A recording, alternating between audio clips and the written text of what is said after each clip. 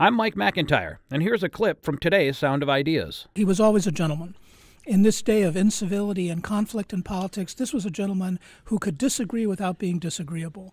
And that served him and his constituents very well, because Congressman Stokes had a reputation of being very effective in Congress in a time when people actually worked across the aisle in a way that they don't anymore. Yeah, he seemed like he didn't understand the Congress as it was playing out today when we talked. And you know, I can remember hearing him on the radio being a little bit confused. You know, why aren't people with common interests sitting down and figuring out how to solve things? And remember, he came into politics in 1968. Think of all the turmoil, not only in the nation, but in Cleveland at that time, and worked through the 70s and the 80s into the 90s and was a very, very effective member of Congress. But both Carl and Lou Stokes and other members of their family were real role models about upward mobility. Now, this was a very difficult time, you know, more difficult than it is today for African Americans, and yet they showed that with discipline and hard work, one can rise and be very, very effective in the community. And even to this day, the Stokes are seen as role models for lots of young people in poverty, African Americans and others,